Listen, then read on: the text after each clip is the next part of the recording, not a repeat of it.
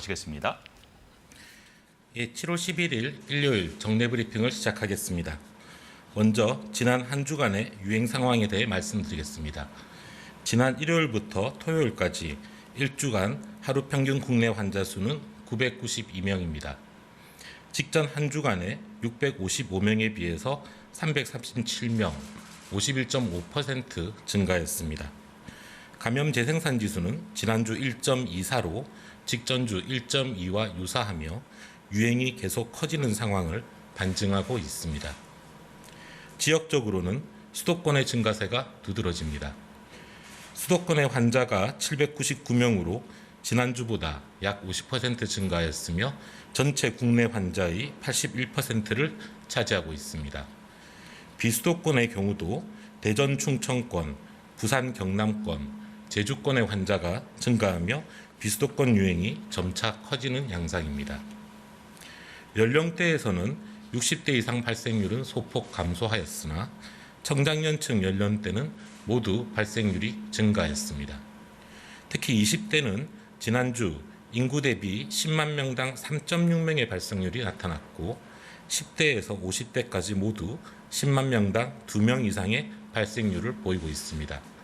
반면 60대 이상 고령층은 1 미만의 발생률을 보이고 있습니다. 감염 경로는 모임 약속이나 일상생활 공간에서 우연히 환자를 접촉하여 감염되는 소규모의 접촉 감염이 약 47%로 계속 증가하는 중입니다. 조사 중 사례도 31%로 증가하고 있습니다. 큰 집단 감염이나 위험시설의 감염보다도 일상 속에서 작은 접촉으로 감염이 확산되는 특성을 반증하고 있습니다. 집단 감염은 많지 않으나 주점, 노래방, 학교, 학원, 백화점 등 다양한 공간에서 나타나고 있습니다. 각종 변이 바이러스는 약 3분의 1에서 검출되고 있어 아직 과반 이상의 우세종이 되지는 않고 있습니다. 그러나 델타 변이가 점점 증가하여 알파 변이보다 더 많이 검출되고 있어 우려스러운 부분이기도 합니다. 수도권의 경우 지난주 델타 변이가 알파 변이보다 약 2배 이상 증가하여 검출되고 있습니다.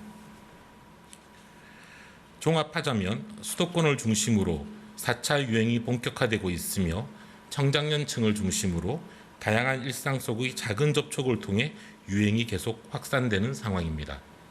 이에 더해 델타 변이의 영향력도 점차 커지고 있습니다. 다만 유행이 커지고 있으나 치명률이 높은 고령층의 유행은 크게 증가하지 않아 60세 이상 환자는 전체 국내 환자의 7.9%에 그치고 있습니다.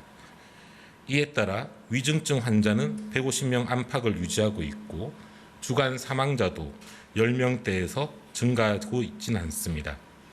누적 치명률은 계속 감소세를 보이고 있어 현재 1.22%까지 떨어진 상태입니다. 이러한 유행 특성 때문에 의료 체계는 무증상 경증 환자 치료 부분 외에 중환자 치료 등은 충분한 여유를 가지고 있습니다. 중환자실은 전체의 73%가 비워져 있어 588병상이 즉시 가용 가능합니다.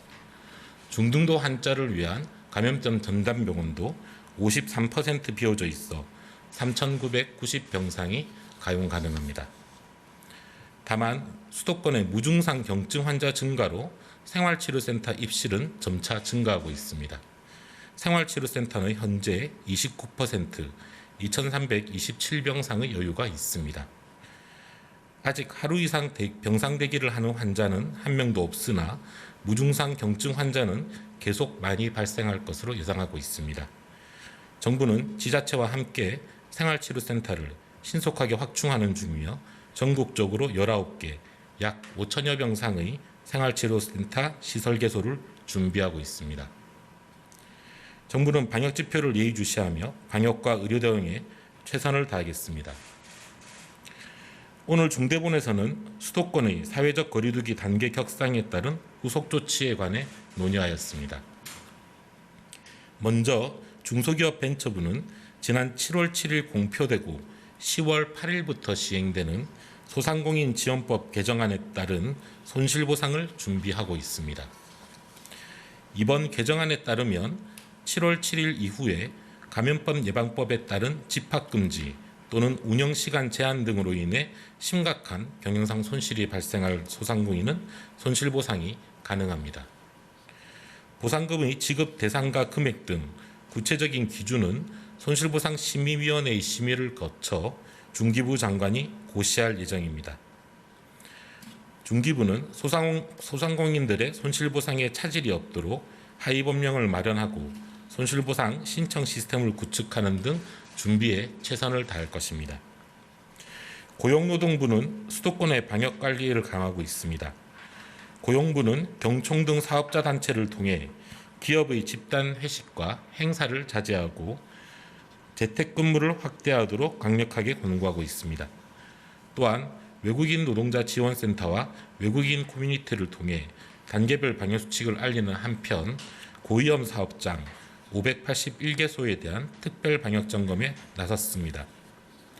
문화체육관광부도 노래연습장, 공연장, 영화관, 실내체육시설, 종교시설 등 각 소관 분야별로 협회와 업계의 협조를 요청하는 한편 소관시설에 대한 현장 점검을 강화하고 있습니다. 식품의약품안전처도 식당, 카페, 유흥시설 등 소관시설의 방역관리 강화를 위해 방역수칙 이행 상황을 집중적으로 전개하고 있습니다. 정부는 모든 부처와 지자체가 협력하여 방역을 강화하는 한편 소상공인 등 경제적 어려움을 겪고 계시는 국민도 최선을 다해 지원하겠습니다. 국민 여러분, 내일부터 수도권은 4단계 거리두기가 적용됩니다. 우리 일상생활 곳곳에서 작은 접촉이한 감염이 확산되고 델타 변이 바이러스가 증가하며 유행이 더 빨리, 더 쉽게 확산되는 새로운 양상으로 4차 유행이 진행되고 있습니다. 그동안 길고 긴 거리두기에 피로감이 큰 상황에서 4단계 거리두기라는 큰 사회적 제재를 동반하게 된 점에 대해 방역당국으로서 진심으로 송구스러우며 안타깝게 생각합니다. 많은 국민들께서 일상생활이 또다시 불편해질 것이며 자영업, 소상공인 등 서민경제에도 또다시 어려움이 커질 것이라 진심으로 죄송스러운 심정입니다. 그러나 그렇기 때문에 2주간의 짧고 집중적인 4단계 거리두기를 통해 지금의 확산세를 꺾을 수 있기를 희망하는 바이며 국민 여러분들의 도움과 참여를 다시 한번 부탁드립니다.